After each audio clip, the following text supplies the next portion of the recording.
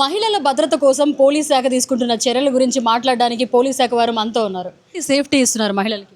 మహిళలకి ముఖ్యంగా గుర్తుపెట్టుకోండి అందరూ ఈ రోజుల్లో ఈ యొక్క మొబైల్ ఫోన్ ఎక్కువగా ఉపయోగించే రోజుల్లో గుర్తుపెట్టుకోండి ఏ నెంబర్లతోటి అనవసరంగా చాటింగ్ చేయటం కంటే కూడా ఈ యొక్క మహిళలకు భద్రతకు సంబంధించినటువంటి ఏదైతే 112 కాల్స్ కానీ 181 కాల్స్ కానీ ఏదైతే ఉండో అవి ముఖ్యంగా అందరు సేవ్ చేసుకోవాలా.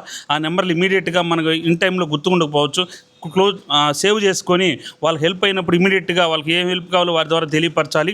అట్లాగే ఇన్స్టాగ్రామ్లో కూడా రీల్స్ చూసేటప్పుడు కూడా వాళ్ళ యొక్క శక్తి యాప్ను కానీ అనవసరంగా అటువంటి ఇన్స్టాగ్రామ్లో అనవసరంగా టైం వేస్ట్ చేసుకోవడం కంటే కూడా భద్రతకు సంబంధించి మహిళలకు ఏమేమి ఉన్నాయో అవన్నీ తెలుసుకొని ముఖ్యంగా మహిళలందరూ కానీ ఉన్నట్లయితే వాళ్ళకి ఎటువంటి ఇబ్బంది లేకుండా వాళ్ళు స్వచ్ఛందంగా ఫ్రీగా ఎక్కడికైనా తిరగచ్చు, ఎటువంటి ఇబ్బంది లేకుండా ఉండొచ్చు అనే ఉద్దేశంతో మహిళల భద్రత గురించి ముఖ్యంగా నెల్లూరు జిల్లా ఎస్పీ గారు మేడం గారు అయినటువంటి ఇటువంటి అవగాహన సదస్సు పెట్టడం అన్నది అందరికీ సంతోషకర విషయం. అందరూ కూడా ఇవన్నీ తెలుసుకొని వాళ్ళ యొక్క జీవితాన్ని సంతోషంగా గడుపుకోవాలని కోరుచున్నాం.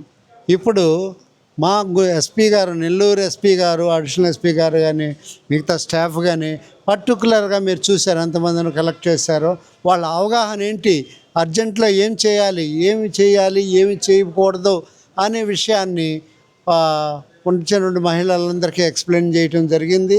ఫస్ట్ ఆఫ్ ఆల్ నా ఉద్దేశం ఏంటంటే అమ్మ రేటా వాడతావో తలకంటే కాలికి బాటా కూడా వాడతానని చెప్పే విధంగా ఉండాలని నా ఉద్దేశం. మీకు అర్థమైంది కదా.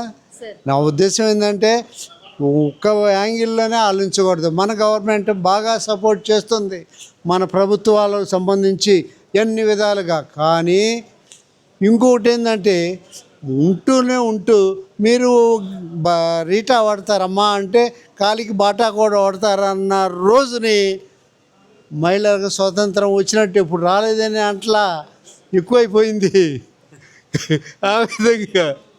ఆ విధంగా ఉండే విధంగా ప్రతి వారు వాళ్ళు ప్రివెంట్ చేసుకోవాలి.